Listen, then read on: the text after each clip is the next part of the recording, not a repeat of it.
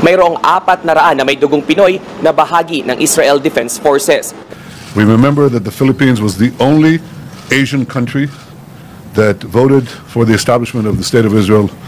Maraming mga kababayan nating mga Pilipino ang naninirahan ngayon sa Israel. Karamihan sa kanila ay nagbabaka sakali na magiging maganda ang buhay sa alok na trabaho ng bansang ito. Sa kasagsaga ng bakbakan sa pagitan ng Israel Defense Forces at ng militanteng grupo ng Hamas, isa sa kaagad na tinutukan ng ating gobyerno ay ang kamustahin ang kalagayan ng mga OFW sa bansang ito. Pero alam nyo ba na may ilan palang mga magigiting na mga Pilipino ang miyembro ng hukbong sandatahan ng Israel?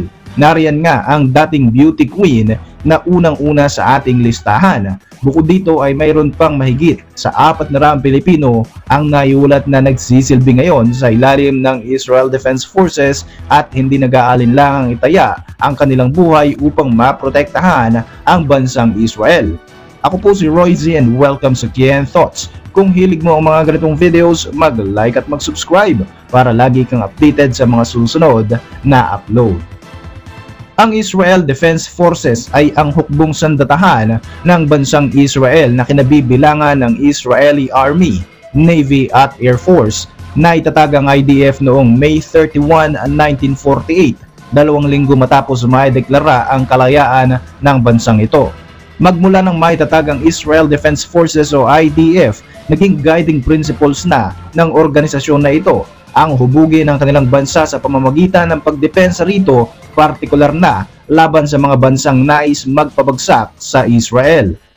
Sa pagpasok ng 21st century, tinatayang mayroon ng 125,000 na tropa ang buong IDF na sumailalim sa intensive and advanced training. Nagtataglay rin sila ng mga advanced missiles defense system, mechanized form kabilang ang 2,500 na mga tangke at mahigit 5,000 armored personnel carrier. Narito ang ilan sa mga Pilipino na nakapasok sa serbisyo bilang mga sundalo ng hukbong sandatahan ng Israel. Isa nga sa mga sundalong nagsisilbi ngayon sa IDF ay si Master Sergeant Urilinda Tamir. Taong 2008, nang lisanin ni Urilinda ang Pilipinas upang magtungo sa Israel.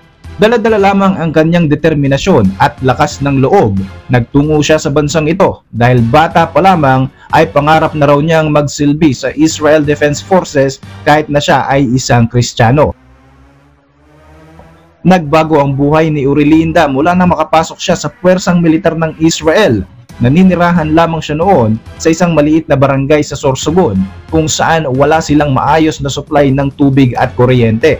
Sa paglipad niya nga sa Israel bilang isang OFW, doon ay sumabak rin siya sa maraming mga racket katulad ng pagkanta at pagsali sa mga beauty contest dahil na rin sa kanyang angking kagandahan.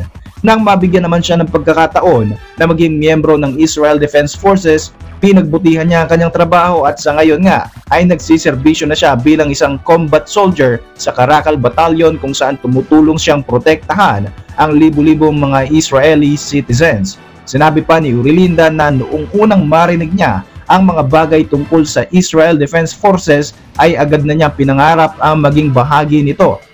Sinabi niya rin na alam niyang kailangan niyang gumawa ng paraan para ito ay matupad.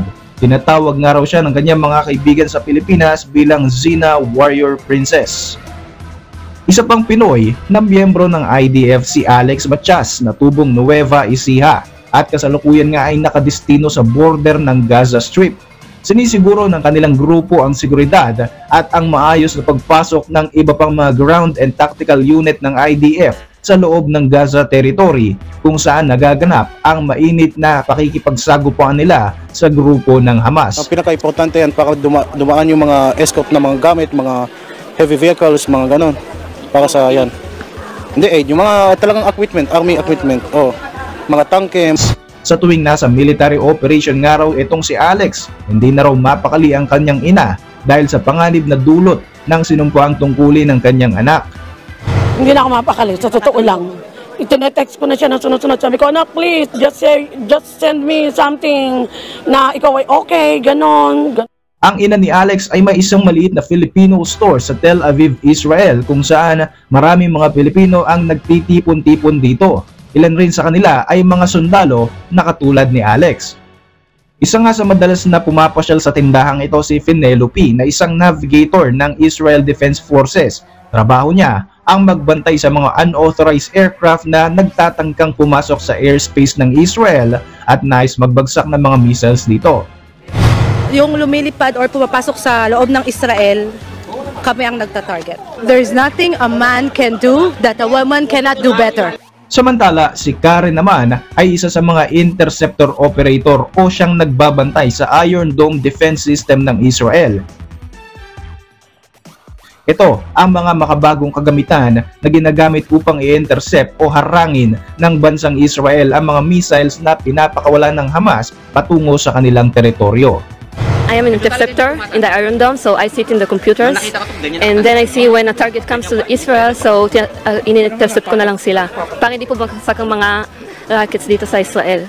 Isa pa nga sa mga magiting na mga sundalong Pilipino ng Israel Defense Forces ay si Staff Sergeant Joanna Chris Arpon. Anak siya ng mga Pilipino na nagtungo sa Israel way back 1988 para magtrabaho.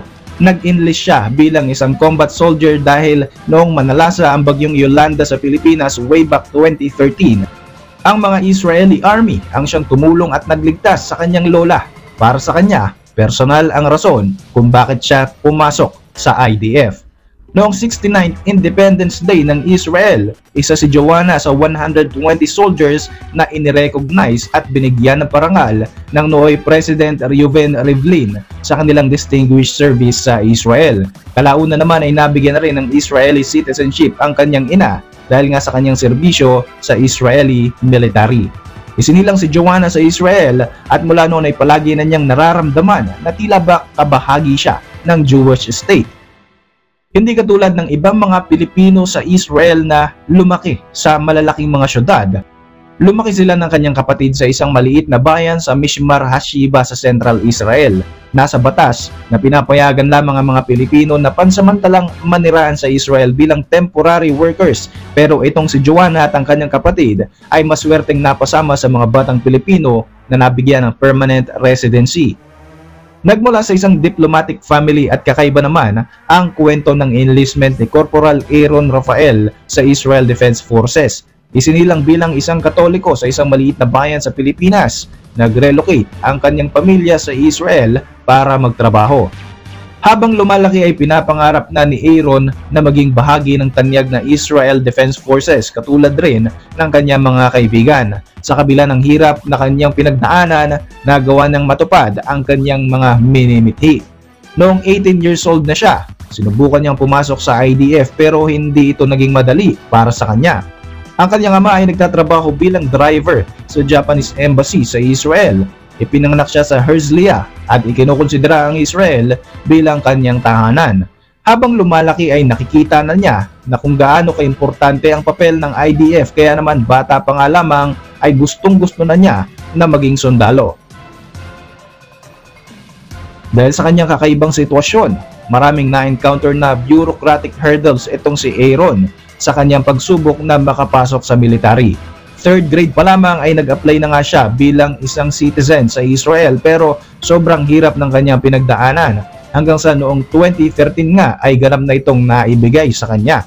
Na maging Israel citizen, itinuloy na niya ang kanyang pangarap na makapasok sa IDF. Subalit sa kanyang initial army interview, napag-alaman na mababa ang kanyang medical profile at ito ay hindi pasado para makapasok bilang isang combat fighter. Gayunpaman, ipinagpatuloy pa rin niyang ipaglaban ang kanyang kagustuhan na makapasok rito hanggang kalaunan ay nabigyan na nga siya ng permission para maging isang ganap na combat soldier para sa Israel Defense Forces. Taong 2014, nang makumpleto ni Aaron ang kanyang advanced training at napasama na nga siya sa Nahal Infantry Brigade kung saan i-deploy sila para depensahan ang border ng Israel. Sa kanyang pagsiservisyo sa hukbong militar ng Israel, napatunayan niya kung gaano talaga kahalaga ang army para sa existence ng Israeli state at sa pagtatagumpay ng bansang ito. Sa tala ng Filipino community sa Israel, aabot sa higit sa 400 mga Pinoy ang miyembro ng Israel Defense Forces ang sumasabak ngayon sa nagaganap na sigalot sa pagitan ng Islamic Resistance Movement ng Hamas at ng puwersang militar ng Israel. Karamihan sa kanila ay sa Israel na ipinanganak at dito na rin na nakapagtapos ng pag-aaral.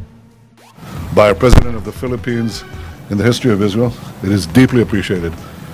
We remember the exceptional role of the Philippines that received Jewish refugees during the Holocaust. We remember that the Philippines was the only Asian country that voted for the establishment of the State of Israel in the UN resolution in 1947. Mr. President, we remember our friends. And that friendship has blossomed over the years, and especially over the last few years. Para sa inyong mga reaksyon, mag-iwan lang ng komento sa ibaba ng video na ito. Para manatiling updated sa ating mga susunod na upload, siguruing mag-subscribe. I-like mo na rin ang ating videos bilang suporta. Muli, ako po si Roy Z at maraming salamat sa patuloy na pagsubaybay sa ating channel.